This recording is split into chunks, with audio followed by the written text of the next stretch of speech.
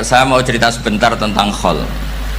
Dulu 84 guru saya Kiai Haji Maimun Zubair, semua mas saya se-Indonesia rawuh ke sini untuk muktamar, termasuk bapak kandung saya Kiai Haji Nur Salim ikut datang, ikut menyaksikan betapa pondok ini zaman itu masih Kiai As'ad jadi tonggak sejarah penting dalam NU, yaitu kembali ke Khittah 26.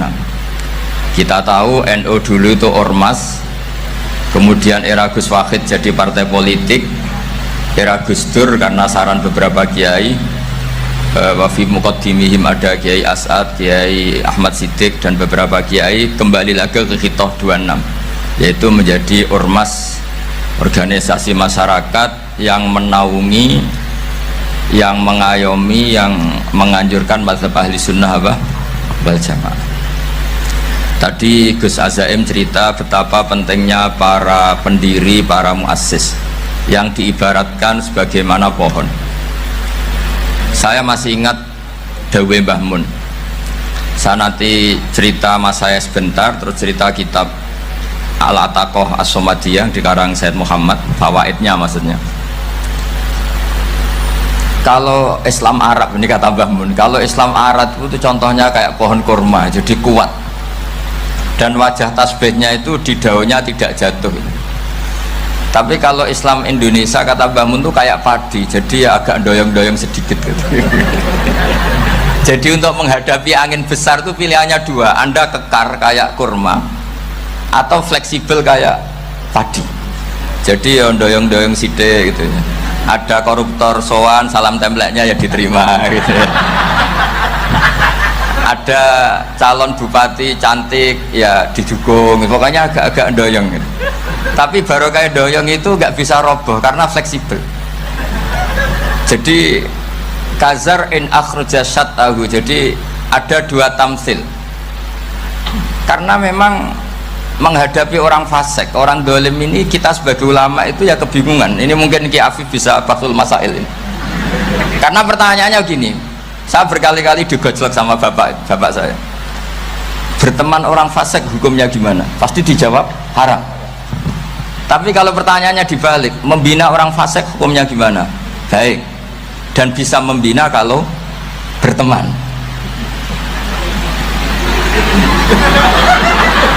Makanya Gus Azaim pernah bikin seni deh, muktamar seni. Anggap saja madhabnya seperti itu gitu. Jadi ya agak doyong-doyong sedikit. Masa ketop berteman orang yang macam-macam, tapi itu fleksibel. Nyatanya tetap soleh sampai sekarang gitu. Itu berarti itu ya gitu kata Mbah Mun itu. Jadi untuk menahan angin yang besar pilihannya hanya dua, Anda kokoh kayak pohon kurma atau fleksibel kayak padi. Nah, Islam Indonesia kata Mbah Mun itu pari wae katanya, padi. Jadi ungkapan-ungkapan para masayikh ini penting karena khazanah yang saya baca. Saya berkali-kali cerita ini dalam kitab Khilyatul Auliya. Itu Abu Nu'aim Al-Asfihani cerita tentang riwayat Sufyan bin Uyainah, ini gurunya Imam Syafi'i. Itu setiap kali Nabi Isa dan Yahya, ini dua nabi yang sekurun, sama-sama masih muda. Nabi Yahya itu senengannya dolan ke orang-orang soleh, menyambangi orang-orang soleh. Tentu itu bagus. Tapi kalau Nabi Isa ini suka menyambangi orang-orang yang fasik, orang-orang yang nggak jelas. Ketika dua beliau ini ketemu, tentu yang perlu jawaban Nabi Isa karena kontroversi, berteman sama orang-orang yang nggak jelas. Kata beliau, innama ana tabibun udawil mardo. Seorang kiai, seorang nabi, orang yang baik itu ibarat dokter. Di mana-mana dokter tuh ngobati orang yang apa? Sakit. Kalau Anda dokter dan peneliti satu penyakit, pasti cari daerah yang banyak pandeminya. Masa neliti pandemi di orang-orang yang apa? Sehat. Jadi ini juga perlu dibahsul masail karena tadi dibolak-balik itu. Bina orang berteman orang fasik hukumnya haram karena wa in kana dasarin fajannibhu sur'atan. Tapi kalau bina orang fasik hukumnya baik. Bisa bina kalau berteman. Jadi fikih itu ya karek diwolak-walik.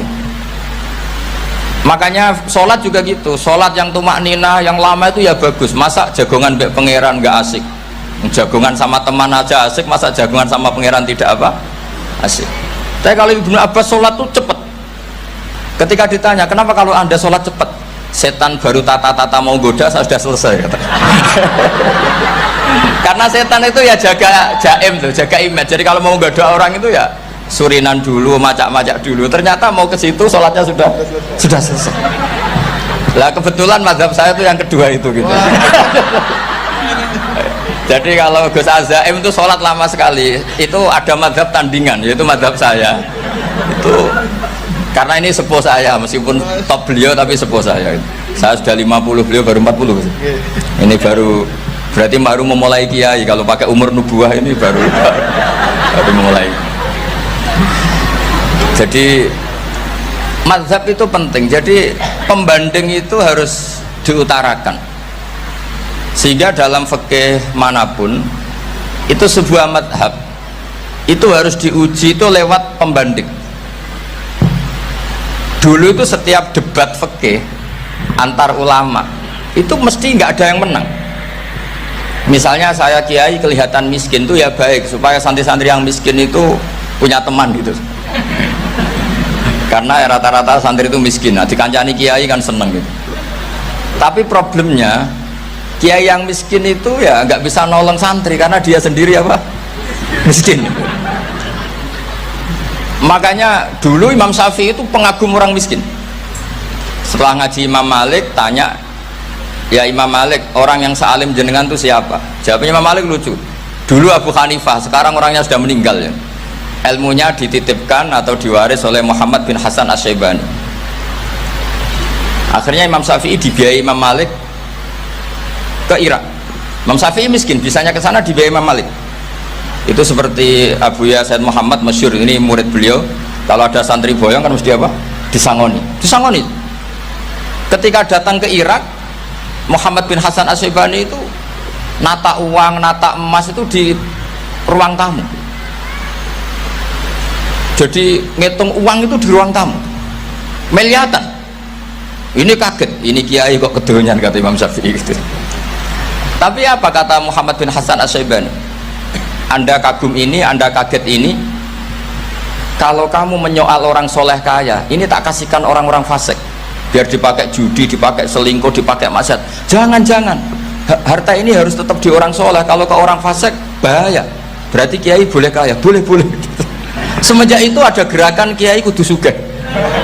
Ya ada yang kesampean, ada yang enggak gitu aja. Tapi karena kalau pakai logika fikih, harta itu fitnah. Oke, seakan-akan harta itu masalah. Tapi kalau ini dikuasai orang dolim, maka masalah besar.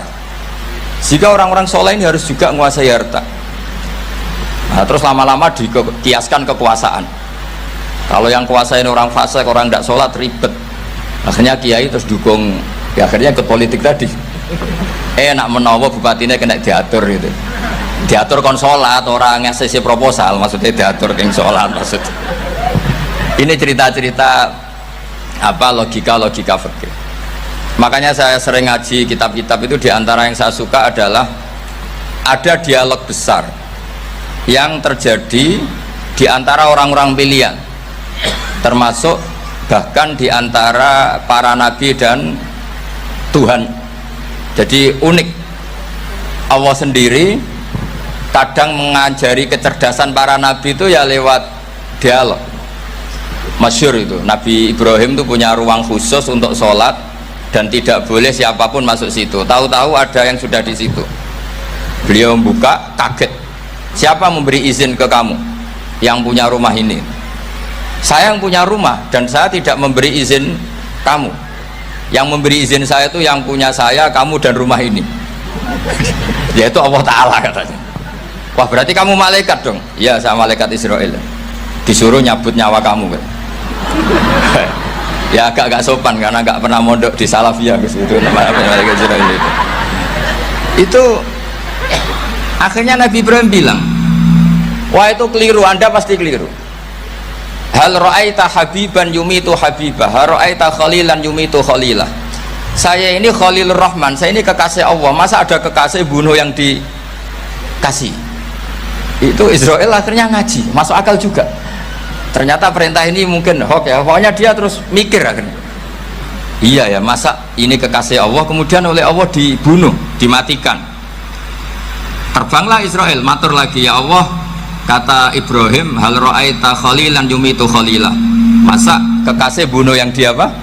Kasih. Kayaknya masuk akal Gusti. Mulai ngaji lah kira-kira gitu malaikat itu. Akhirnya oleh Allah dijawab, ya sudah begini, kamu datang ke Ibrahim bilang, hal ra'aita habiban yakrahu ayyalqa habibah. Masa kekasih tidak siap ketemu yang dikasih? Nah, jadi akhirnya Nabi Ibrahim, Israel datang lagi. Logikanya sekarang nggak gitu, begini katanya, diajarin. Hal ra'aita habiban yakrahu ayyalqa habibah. Masa kekasih tidak siap ketemu yang dikasih? Terus kata Ibrahim, oke, ya terus mau meninggal. Jadi kalau jenengan cinta betul sama Allah ya harus, ya tidak usah, jangan sekarang, tapi kalau mati di rumah aja, kalau di pondok ngerepotnya kiainya nanti. Tapi nanti setelah punya cucu banyak lah. Nah, barokahnya baca ini, dialog-dialog orang pilihan ini akan tersibak. Karena tidak dalam semua kebaikan itu nggak ada logikanya, rata-rata ada logikanya. Misalnya begini, kalau Anda orang soleh, kemudian anak Anda pamit mau sekolah di Jerman, pilihan Anda mengizinkan apa enggak? Karena potensi jadi fasik ya tinggi, karena di tempat-tempat maksiat. Potensi berdakwah dari daerah yang untuk daerah yang tidak ada dai-nya menjadi ada. Itu mesti ulama itu berdebat. Misalnya punya anak pamit mau kembali atau keluarga. Yang satu cara berpikir optimis. Awal ada dai di beberapa negara Eropa itu ya barokahnya imigran, pekerja, mahasiswa. Dan semua itu bumi Allah, harus ada tasbih, harus ada tahmid. Dan itu harus dimulai dari kemauan atau mengizinkan anak asuh kita ke sana. Tapi di sisi yang lain potensi jadi fasik itu tinggi sekali. Pemana iman pas-pasan. Nah, hal-hal seperti ini itu pasti jadi perdebatan. Dan kita harus menjawab. Dan tadi kayaknya di semua Basul Masail Pondok Salafiyah jawabnya pede semua, nggak ada ragu, nggak ada khilaf. Baguslah kalau pede. Meskipun nanti mungkin ada ulama lain yang cara berpikir apa? Berbeda. Sehingga ini saya cerita ya. Sehingga di kitab-kitab fikih, misalnya saya kok hidup di Bali sudah punya komunitas ngaji. Itu kok saya pindah ke Sukorejo sini, banyak ulama yang mengatakan haram. Karena membiarkan bumi Allah yang sudah pernah ada orang yang sujud kemudian ditinggalkan kosong dan kemudian dikuasai orang yang tidak sujud. Jadi dianggap itu pembiaran. Jadi banyak di kitab Qalyubi, sarahnya Mahalli, jika ada seorang muslim yang hidup di negara orang kafir, dia nyaman, tidak dapat teror, itu nggak boleh lagi pindah ke negara Islam yang sehat. Karena takutnya li Allah yastau lial kafir tilkal buk'ah, supaya bumi itu tidak dikuasai orang kafir. Jadi ini hal-hal yang para fuqaha itu harus berdebat. Karena ini masalah-masalah furu'iyah. Sehingga mulai dulu ya banyak ulama yang nyun sewu berpolitik, mulai Wali Songo sampai sekarang alhamdulillah yang minat banyak. Mungkin bedanya ikhlas sama tidaknya. Tapi kalau saya pernah dikeluhin utusan dari ya komunitas Islam Indonesia itu dulu itu ceritanya banyak yang dari Kamboja. Dari kalau dulu orang cerita itu orang Cempa. Itu setelah di Indonesia besar Wali Songo dan Brawijaya 5 itu sudah mulai oleng. Itu singkat cerita mereka berpikir ingin bikin kerajaan apa? Islam di Demak Mintoro dengan raja pertama yaitu Raden Fatah, karena Raden Fatah ini putra Brawijaya. Padahal setelah jadi kerajaan ini era cucu sudah konflik berebut kekuasaan, akhirnya sampai jadi Jipang, jadi Jogja, jadi Solo dan seterusnya. Tapi kata Mbah Mun itu tetap barokah kata. Karena orang Islam terus terbiasa mimpin, sekeliru-keliru sidik sebagai orang Islam biasa mimpin.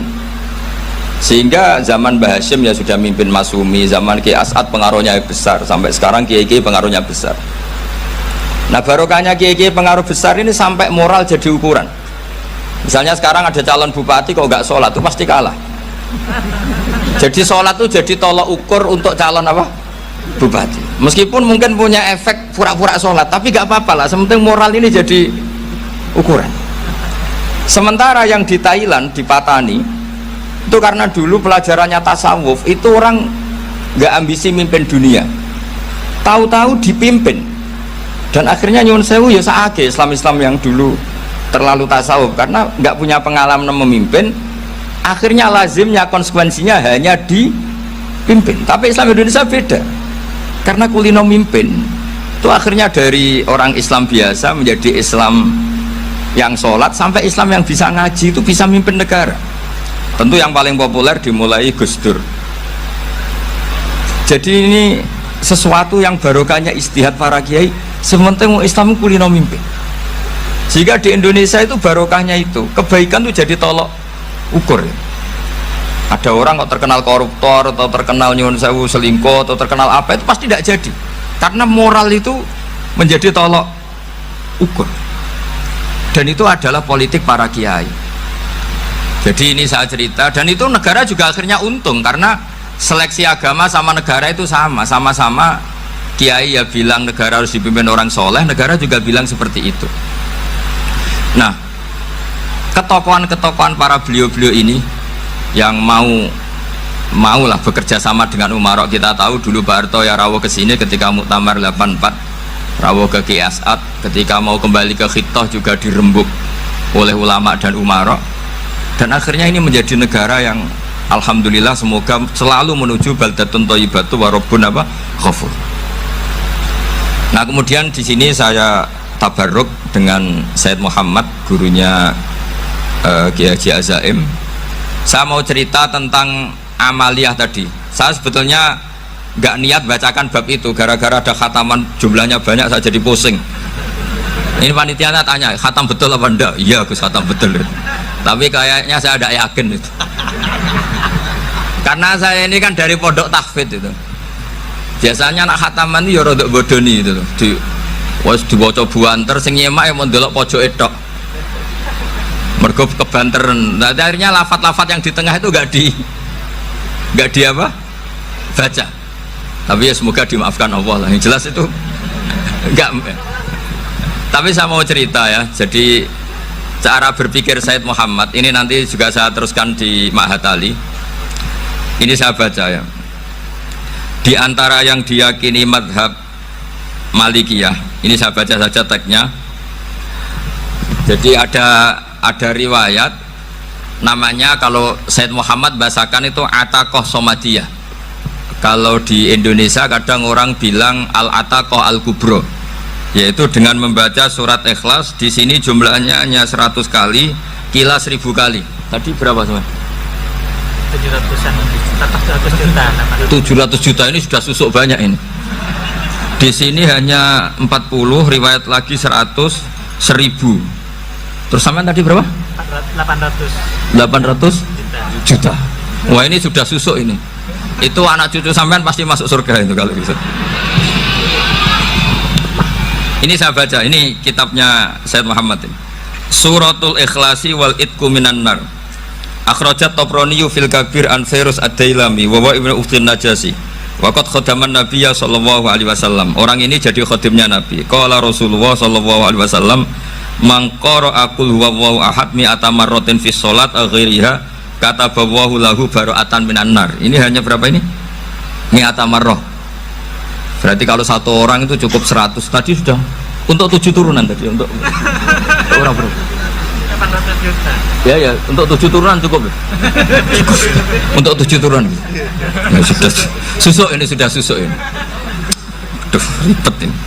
Nah, ini tak cari pembenarannya ini supaya keren. Ini di halaman 188 Abwabul Farad. Warwa Ibrahim bin Muhammad Al-Khiyari fi fawaitihi an Hudzaifah marfu'an. Man qara'a qul huwallahu ahad alfa marratin faqad ishtara nafsahu minallah. Berarti 100, ada riwayat lagi 1000. Nanti tak carikan lagi yang berapa? 1 miliar mungkin. Jangan banyak-banyak. Nah ini saya baca ya. Wa hadzal adatu huwa al ma'rufu bi ataqatis somadiyah. Wa qad nassa jama'atun mutaakhiril malikiyah ala istihbabi ataqatis somadiyah. Wa haddu ala qiraatiha wa istimaliha. Minhum asy-Syaikh Abdus Salam Al Asmar sak terus ini. Jadi kullu haula'i istahabbu ataqatas somadiyah ma'atirafi ba'dihim kal misnawi bi syiddati fi hadisiha. I'timadan ala anna hadza minal fadha'il allati yutasahalu fiha. Faman sa'a yasta'milaha roja'a khusula ma fiha fala ba'sa bidzalik ala syarti alla ya'taqida thubuta dzalika anin nabi sallallahu alaihi wasallam hatta la yaqa'a fil kitsbi alaihi. Jadi intinya itu silahkan Anda bikin jumlah sesuai versi Anda, yang penting Anda jangan kampanye kalau itu perintah Kanjeng Nabi Muhammad sallallahu alaihi wasallam. Karena kalau kamu atasnamakan Nabi kemudian jumlahnya sampai 800 berapa? 800 juta, berarti Nabi mengajarkan masyakoh pada umatnya. Jadi cukup yang riwayat itu di sini hanya 100 sama 1000. Jadi kalau jumlah tadi untuk 7 apa? Turunan. Jadi kamu harus ditutup dengan doa, ya Allah, semua itu bukan untuk saya tapi untuk 7 turunan. Tolong catat ya Allah. Karena itu. Jadi artinya gini loh ya, orang Indonesia yang sering mempraktekkan atakosomadiyah itu bukan tanpa dalil. Ternyata dalam madzhab Maliki, saya masih ingat ketika mbah saya kandung, bapaknya bapak, asmane Mbah Nur Syam, itu wasiatnya minta dibacakan 4.000. Yang baca pas itu ya bapak sama anak-anaknya. Dan kemudian alhamdulillah zaman akhir itu mulai agak ngawur. Kalau ada acara itu wong liya kon maca anake mlebu metu gak melok maca. Itu keliru, saya jamin itu keliru. Saya sering kalau mimpin di rumah, kalau yasinan di tonggo-tonggo kok anaknya gak maca, saya keluar. Bapakmu wong liya kon maca, kata saya gitu. Jadi itu menurut saya itu yang jelas. Saya sampai ngisi begini, yang ada riwayatnya itu idza mata ibnu adam min qata amaluhu illa min salasin shadaqatin jariyah au ilmin yuntafa'u bi awaladin sholihin yatullah. Itu tidak ada di hadis au kiyayin sholihin yatullah, kata. Yang ada itu awaladin apa? Sholihin. Jadi anaknya harus ikut, kalau tidak ada usaha, kata. Akhirnya anaknya udah tinggi Gus nggih. Akhirnya tak kei jagung paling akeh, kula mendet sithik. Wong aku ora anake kok.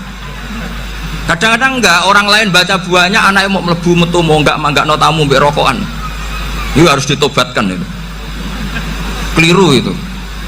Karena nasnya bukan aukiyayin solihin tapi awaladin solihin. Ini bukan provokator, ini memang ya seperti itu. Nah terus tentang tadi la ilaha illallah yang didawuhkan Gus Azaim, la ilaha illallah itu penting sekali. Cuma saya mohon itu dielmoni lah. Jadi dulu kalimat ini menjadi spesial karena dielmoni, karena dimulai dari fa'lam annahu la ilaha illallah. Terusannya ayat tuh wastaghfir li dzambika walil mu'minina wal mu'minat. Saya ulang lagi ya. Terusannya ayat tuh wastaghfir li dzambika walil mu'minina wal mu'minat. Makanya menurut mazhab Sadili, kamu disuruh baca la ilaha illallah dulu, jangan istighfar dulu. Saya ulang lagi ya. Dalam mazhab Sadiliyah itu la ilaha illallah dulu, nggak boleh istighfar dulu. Alasannya masuk akal. Orang yang kafir 70 tahun itu sekali baca la ilaha illallah itu langsung yughfar lahum ma qad salaf. Sehingga la ilaha illallah sendiri sudah punya kekuatan supaya dosa kita diampuni. Qul lil ladzina kafaru iyantahu yughfar lahum ma qad salaf. Cara menghentikan kekafiran gimana? Dia melafadzkan la ilaha illallah. Ini kalimat yang begitu saktinya sampai orang yang kafir puluhan tahun itu dosanya semuanya terhapus hanya karena melafadzkan la ilaha illallah. Nah, makanya kata Abdul Hasan Asyadili wastaghfir li dzambika ay biadil kalimah. Seseorang sah di istighfar itu kalau melafadzkan la ilaha illallah. Misalnya ada orang kafir mati kafir, sah nggak anak cucunya mengistighfari dia? Tidak sah karena belum melafadzkan la ilaha illallah. Makanya kata Abdul Hasan Asyadili wastaghfir li dzambika ay bihadil kalimah. Sehingga lafadz ini spesial betul. Tapi kadang-kadang beberapa mursyid cara berpikir lain. Ini kalimat thayyibah harus dibaca orang suci, sehingga mendahulukan apa? istighfar untuk supaya pas ngelafatkan kalimat thayyibah sudah dalam keadaan apa? Suci. Itu juga masuk akal. Tapi secara meyakinkan saya sendiri lebih mengikuti manhajnya Abil Hasan Asyadzili karena alasannya tadi, yang kafir puluhan tahun saja langsung luntur dosanya karena melafatkan la ilaha illallah. Artinya la ilaha illallah sendiri sudah bagian dari istighfar.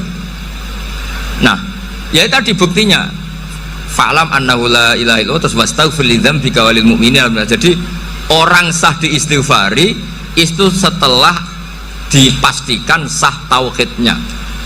Jadi setelah tauhidnya sah yaitu la ilaha illallah baru sah apa?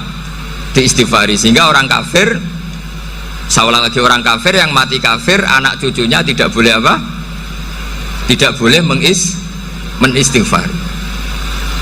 Terus saran saya kedua, la ilaha illallah itu filosofinya itu nafyun li uluhiyati ghairillah wa isbatun li uluhiyatillah wahdah.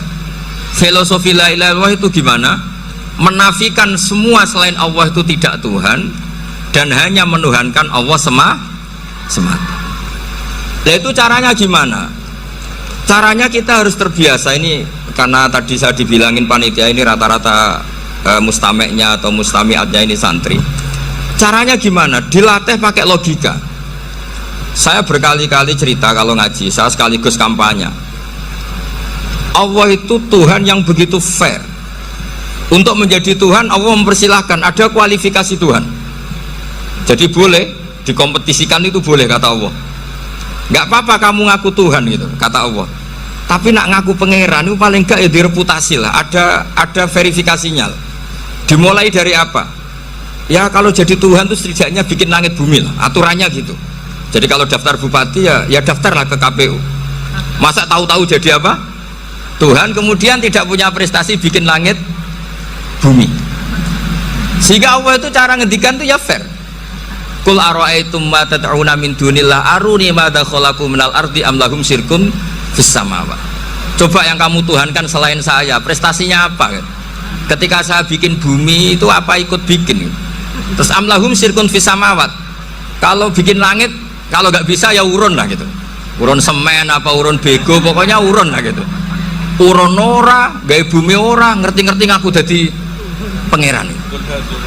Kul hatu burhanakum. Jadi ya kan ya lucu kan, misalnya syarat kiai di Salafiyah kan keluarga Kiai As'ad, cucunya ngaji ngalim. Orang keluarga Kiai As'ad terus muni, aku kiai utama di Salafiyah. Oh mesti di penjara ya. Lah yo gak gawe langit bumi, gak ada prestasi terus ngaku sebagai apa? Tuhan. Sehingga fair. Makanya saya berkali-kali cerita. Jubair bin Mut'im itu punya anak namanya Muhammad. Ini sudah orang alim, Muhammad bin Jubair bin Mut'im. Itu cerita awala islami abi. Mut'im itu orang pinter sekali. Saking pinternya dia jadi delegasinya orang Quraisy datang ke Rasulullah sebagai negosiator untuk membebaskan Asra Badrin, tawanan perang apa? Badar. Yang namanya disuruh itu pasti orang pinter. Tapi apa yang terjadi ketika nginep di masjid, karena zaman itu gak ada hotel, nanti jadi geger. Orang musyrik nginep di masjid hukumnya gimana? Pasul masail tok. Zaman itu mau tidak mau. Kalau sekarang kan ada hotel, kiai juga punya wisma. Apa yang terjadi? Orang ini cerdas sekali. Dan delalah Nabi pas sholat maghrib itu baca wattur wa kitabim mastur sampai am khalaqus samawati wal ard. Ya kalau kamu jadi Tuhan ya setidaknya menciptakan langit bumi lah. Namanya jadi Tuhan ya ada persyaratan kan? Paling tidak punya reputasi menciptakan langit bumi. Atau kalau jadi Tuhan setidaknya reputasinya itu nggak diciptakan yang lain. Am khuliqu min ghairi syai'in. Ini jadi Tuhan kok punya bapak, punya ibu. Ini jadi Tuhan kok lahirnya di bumi, ada tanggal lahirnya, ada tahun. Masa jadi Tuhan kok dulu buminya semuanya walhasil tuh. Akhirnya Nabi ketika salam sholat maghrib dia datang, ya Rasulullah, akalku habis oleh ayat yang barusan kau baca. Sudah saya Islam saja. Argumentasi selain Allah Tuhan itu batal. Itu, nah saya mohon santri-santri Salafiyah itu baca Quran sampai seperti itu. Jadi jangan hanya khataman banyak-banyakan maksudnya. Ini bukan nyindir, ini ngamuk ini. Jadi Ya khatamannya tadilah 1000 atau berapa lah, jangan banyak-banyak. Juga kasihan malaikat yang nyatet kan.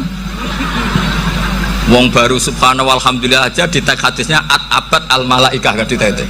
Itu baru subhanallah alhamdulillah itu sudah mencapaikan malaikat. Makanya saya wiridan tuh arang-arang kasihan malaikat karena nanti jadi itu ya ada madhabnya itu.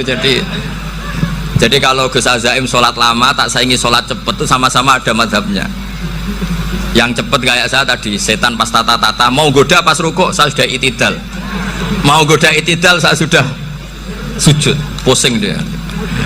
Tapi jangan tiru, ini madhab yang agak-agak khusus lah, sudah cara orang Madura agak khilaf khusus. Khilaf ya, khilaf ini agak khilaf ini sudah. Tapi saya ingin lah, sampean kalau ngaji Quran itu dilatih berlogika. Jadi Allah itu fair, nggak apa-apa kalian ngaku Tuhan tuh nggak apa-apa, tapi tunjukkan prestasi kamu apa. Aruni madza khalaqu minal ardi am lahum syirkun fis samawati am khalaqus samawati wal ard. Diulang lagi, am khuliqu min ghairi syai'in. Setidaknya kalau jadi Tuhan itu ya nggak butuh yang lain lah. Masa jadi Tuhan kok wujudnya saja butuh orang lain, butuh bumi, eksistensinya butuh makan, butuh minum. Makanya Allah cara meniadakan uluhiyah selainnya itu Allah tuh redaksinya tuh mengena sekali. Yaitu tadi dengan cara-cara seperti itu. Sebagian ayat disebutkan ma asyattuhum khalqas samawati wal ardi wala khalqa anfusihim. Wong Tuhan kok nggak punya reputasi bikin langit, bikin bumi, bahkan untuk menciptakan diri saja nggak bisa.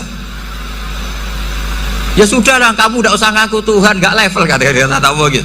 Akhirnya terus ditemukan Tuhan yang sejati, yaitu wal awwal wal akhir wal zahiru wal batin.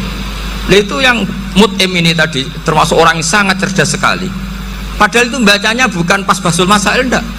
Nabi pas sholat maghrib. Juga bukan pas ceramah, enggak, tapi itu didengarkan. Makanya termasuk ini spesial untuk hormat saya kepada Ki As'ad. Makanya saya ini kalau mentasjik santri-santri ini agak sensitif, tapi sudah saya tidak perlu takut fitnah. Saya termasuk kenapa saya ingin jadi ahli tafsir, tentu yang membentuk itu Mbah Maimun dan bapak saya. Bapak saya itu hafal Quran kayak hafal Fatihah, saking senengnya Quran. Mungkin bisa kamu saingi itu adalah orang kafir itu bisa paham Quran. Itu sangat menyinggung saya. Orang kafir itu bisa paham Quran. Ketika Umar Islam itu karena mendengar apa coba? Mendengar apa? Quran. Dan itu masih kafir apa sudah Islam? Masih kafir, karena kalimat-kalimat yang di Quran itu begitu jelas, wal kitabil mubin, sehingga didengarkan orang kafir pun tuh ngefek. Makanya ketika Umar datang ke saudari putrinya, kemudian dengar Toha ma anzalna alaikal Qur'an apa litasqa, itu dia terus iman. Begitu juga Mut'im. Itu ketika dengar Nabi baca surat At-Tur ya langsung iman. Makanya kata